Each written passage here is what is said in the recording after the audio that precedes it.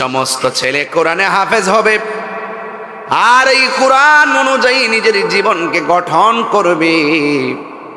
আমার আল্লাহ রাব্বুল আলামিন তারে হাসরের ময়দানে আপন জনকে শাফাত করার সুযোগ দিয়ে দিবে। এই কোরআনটা এমন একটা গ্রন্থ, যেই গ্রন্থটা আমার আল্লাহ নিজেই সংরক্ষণকারী। এখন বলবেন হুজুর কেমনে? দেখেন তো, আমার আল্লাহ পৃষ্ঠার কোরআন সিনাই ঢুকাইয়া দিছে। কাগজের পৃষ্ঠার কোরআন, লাউহে মাহফুজের কোরআন বান্দার সিনাই ঢুকাইয়া দিছে। ও যুবকের দল, এই জন্য দেহের রাজ্য আর আত্মার রাজ্য এক জিনিস না। দেহ তোমারও আছে, আমারও আছে। দেহ রাজ্যে বিরাজ করবেন না, আত্মা রাজ্যে বিরাজ করেন। গোশতের মাঝেও একটা গোশতের টুকরা আছে, ওই টুকরার নাম হলো ওয়াহিয়াল কলব। এই টুকরাটা যদি ভালো থাকে, বডিটা ভালো থাকে। এই টুকরা অসুস্থ হলে বডিটা অসুস্থ হয়ে যায়। এই জন্য যুবক, ওই শরীরটাকে সুস্থ রাখার জন্য যেমন খাবার আছে, সে ওই কলবটারে সুস্থ রাখার জন্য খাবার আছে। ওই খাবারের নাম হলো জিকির। জোরে জোরে কন্যা সুবহানাল্লাহ। অনেকে মনে করে আল্লাহ আল্লাহ জিকির বুঝি জিকির, এর বাইরে বুঝি জিকির নাই। না না, আপনি জানেন না। আমার আল্লাহ যে ইয়া আল্লাহ যেমন জিকির, ইয়া রহমান যেমন জিকির, ইয়া রহিম যেমন জিকির, এই নামগুলোর 3000 নামের বাইরেও জিকির আছে। এখন বলবেন হুজুর কি জিকির? আল্লাহ কোরআনে বলছেন, ইন্না নাহনু নাযালনা যিকরা ওয়া ইন্না লাহু লাহাফিজুন। আল্লাহ এই জন্য যুবক, এখনো সময় আছে রে। যার সিনার মধ্যে কোরআন নাই, তার জীবনটা অন্ধকার। কারণ নামাজ পড়তে গেলেও কোরআন লাগে কি লাগে না? এই কোরআন এমন একটা গ্রন্থ, যেই কোরআনের একটা অক্ষর যদি কেউ তেলাওয়াত করে, আবার আল্লাহ রাব্বুল আলামিন তার আমলনামা থেকে আমলনামার মধ্যে 10টা নেকি দান করে দেয়। বড় কষ্ট লাগে। অনেক বয়স্ক মানুষও কোরআন পড়তে পারে না। তাহলে সারাটা জীবন সে নামাজ পড়লো কি দিয়া? কি জবাব দিবেন আল্লাহর দরবারে? এই জন্য এখনো সময় আছে। কোরআন শরীফটা পড়ার জন্য আপনার সন্তানটাকে মনোনীত করেন। যে রাব্বুল আলামিন বলেন, নিশ্চয়ই আমি আল্লাহ জিকিরকে নাজিল করেছি। এখানে জিকির মানে আল্লাহ আল্লাহ নয়, জিকির মানে নামাজ নয়, জিকির মানে রোজা নয়। এখানে জিকির মানে হলো কোরআনুল কারীম। আল্লাহ বলে, ইন্না নাহনু নাযালনা যিকরা, নিশ্চয়ই আমি জিকিরকে নাজিল করেছি। এই জিকির মানে হলো কোরআন। এই জন্য কোরআনের একটা অর্থ হলো জিকির। এই জিকির যারা করবে, তেলাওয়াত যারা করবে, তাদের কলবের ময়লা পরিষ্কার হয়ে যাবে। কোরআনের সুর মাঝে শুনেছি যে নাম, আজানের সুর মাঝে শুনেছি ও নাম। সুবহানাল্লাহ করে রে। কোরআনের সুর মাঝে শুনেছি যে নাম, আজানের সুর মাঝে শুনেছি ও নাম। ও নাম শুনেছি আমি আমার হৃদয়, ও নাম শুনেছি আমি আমার হৃদয়। হে রাসূল নাবি যে তোমায়, হে রাসূল নাবি যে তোমায়। আরশের বুকে লেখা ও মধুর নাম আমালুম কুল জানায় সালাম। আজানের মধ্যে আল্লাহর নাম আছে না নাই? আজানের মধ্যে নবীর নাম আছে না নাই? আরশের বুকে লেখা ও মধুর নাম তামাম আলম কুল জানায় সালাম। ব্যথিত মানবতা খুঁজে ফিরে হায়, ব্যথিত মানবতা খুঁজে ফিরে হায়। হে রাসূল নবীজি তোমায়, হে রাসূল নবীজি তোমায় আমি কোরআনের সুর মাঝে শুনেছি যে নাম, আজানের সুর মাঝে শুনেছি ও নাম। أشهد أن لا إله إلا الله،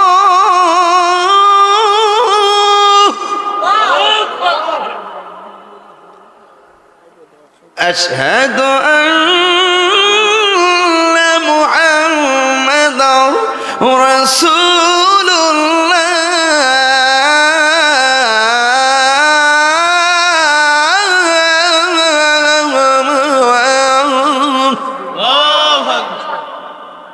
এই দিক দিয়ে আমরা আল্লাহর স্লোগান দিলাম, ওই দিক দিয়ে নবীর স্লোগান দিলাম। সুবহানাল্লাহ কয়টা রে? তাহলে আজানে আল্লাহর নাম নবীর নাম আছে না নাই? আল্লাহু আকবার বইলা আপনি নামাজে দাঁড়ান, আবার নবীর উপরে দরুদ পড়ে নামাজ শেষ করেন, সেখানেও নবী আছে না নাই? কোরআনের মধ্যে নবীর নাম আছে না নাই? এই জন্য যুবক আমি বলছি আরশে আজিম নবীর নাম আছে। আমি আপনাদের খেদমতে বলবো, এই কোরআনের মধ্যে দুইটা ধারা আমার আল্লাহ দিয়ে দিছেন। ইয়া ওয়া মা আতাকুমুর রাসূল ফাখুযুহু ওয়া মা নাহাকুম আনহু ফান্তাহু। আল্লাহ বলছেন যা কিছু কল্যাণ করো তা তোমরা গ্রহণ করো, আর যা থেকে নিষেধ করেছেন তা থেকে তোমরা দূরে থাকো। এই জন্য জবান খুলে কোন নামাজের দরকার আছে না নাই?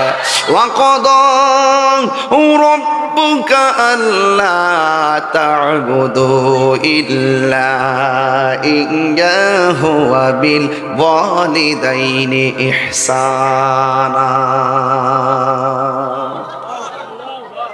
কোরআন শরীফ পড়লে কি খারাপ লাগে আপনাদের কাছে? এই যুবক ছেলেরা জোরে বলো সুবহানাল্লাহ, আরো বড় করে বলেন সুবহানাল্লাহ। আল্লাহ রাব্বুল আলামিন বলেন তোমাদের উপরে নামাজ পড়া আবশ্যক করে দেওয়া হয়েছে। আমি আল্লাহ ছাড়া কাহারও ইবাদত করবে না। আল্লাহ তা'বুদু ইল্লা ইয়া, আমি আল্লাহ ছাড়া কাহারও কোনো ইবাদত করবে না।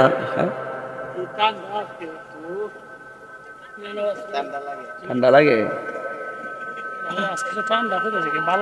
ও আজকে যে বালা দিন দেয়, এটার কি ঠান্ডাটা খুব আরাম লাগতেছে না? আলহামদুলিল্লাহ।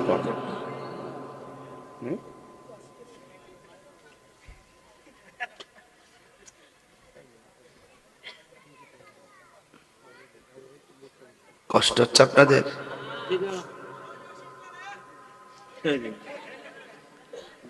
রক্ত শেষ আর কি, রক্ত দূষিত হতা है।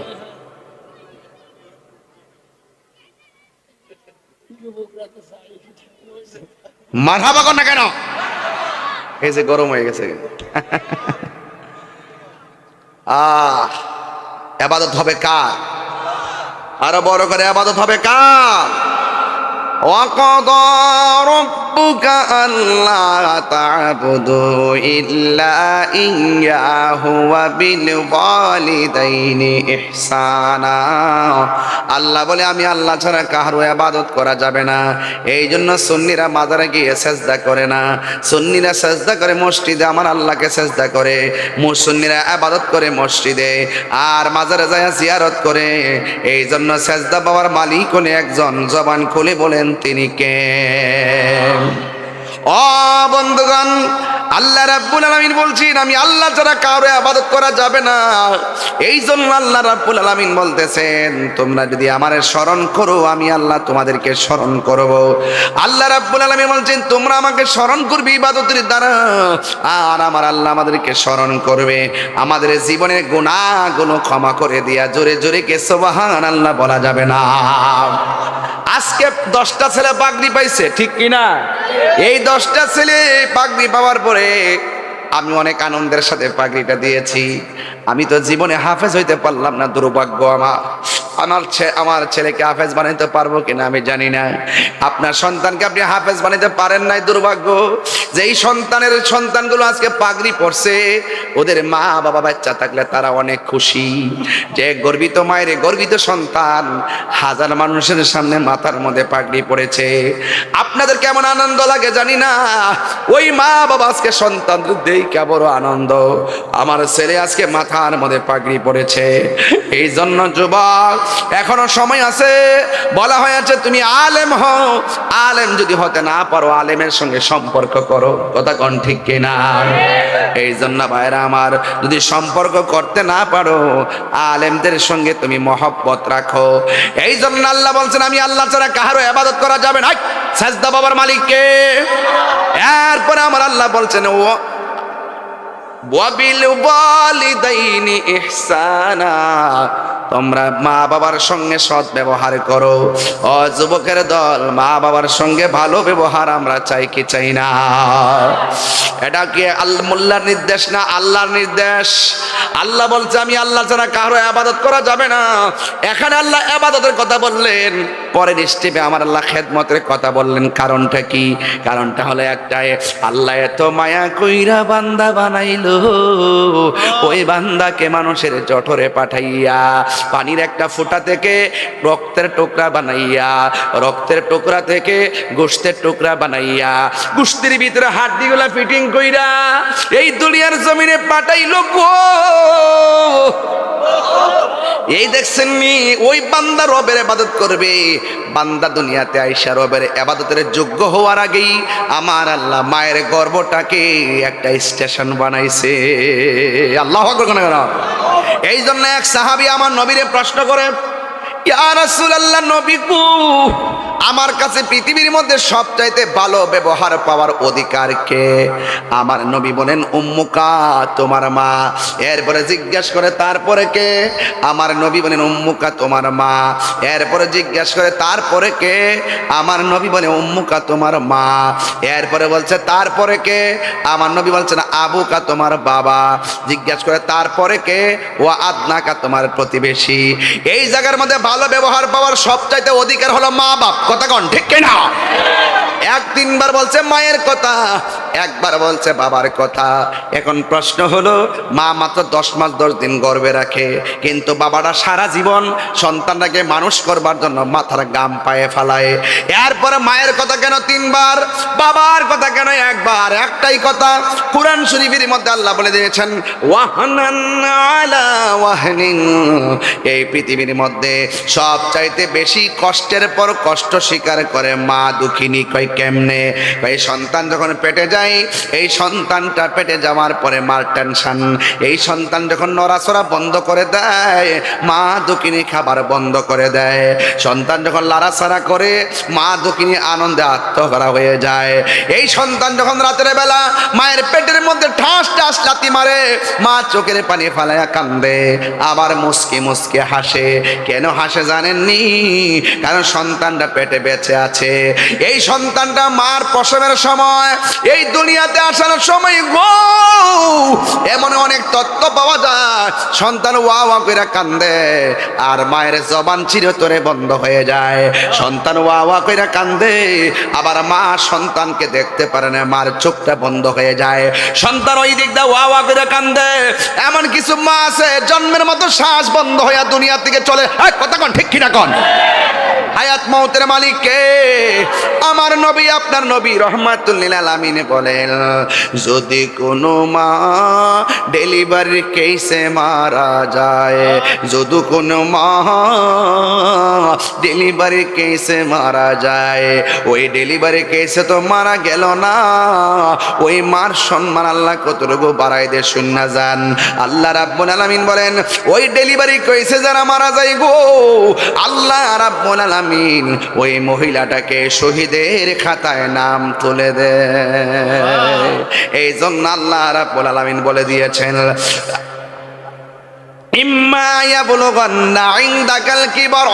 যদি মা বাবা বুড়াও হইয়া যায়, ইদানিং দেখা যায় যতদিন মা জোয়ান থাকে, বাবা যতদিন গামজরে পরিশ্রম করতে পারে, যতদিন টাকা কামাইতে পারে, বাজার কইরা খাওয়াইতে পারে, ততদিন বাবা মায়ের মূল্যায়ন থাকে।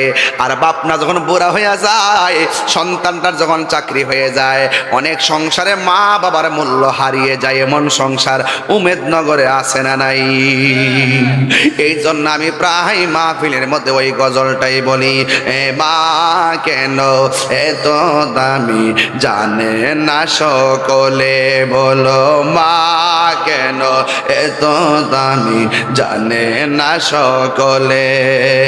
জানতো যদি পড়তো দেখে কোরআন হাদিসে খোলে, একটি হজের সওয়াব মিলে, একটি হজের সওয়াব মিলে, মাকে একবার দেখিলে, দেখিলে মা কেন এত দামি জানে না সকলে।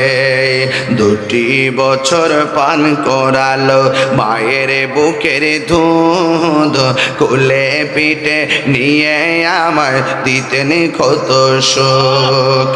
2 বছর পান করালো মায়ের বুকের দুধ, কোলে পিঠে নিয়ে আমায় দিতেন কত সুখ। সেই মায়ের কষ্ট দিলে, সেই মায়ের কষ্ট দিলে খোদার ছোট হলে, মা কেন এত দামি জানে না সকলে, বলো মা কেন এত দামি জানে না সকলে। মায়ের প্রসবের কালে কত কষ্ট পায়, বেহুশ হইয়া পরে মায়ের আপন বিছানায়। মায়ের প্রসবের কালে কত কষ্ট পায়, বেহুশ হইয়া পরে মায়ে আপন বিছানায়। সন্তানের নিয়া কুলে, সন্তানের নিয়া কুলে প্রসব ব্যথা ভুলে, মা কেন কোলে, বলো মা কেন এত দামি জানে না সকলে। জানতো যদি পড়তো দেখে কোরআন হাদিস খুলে।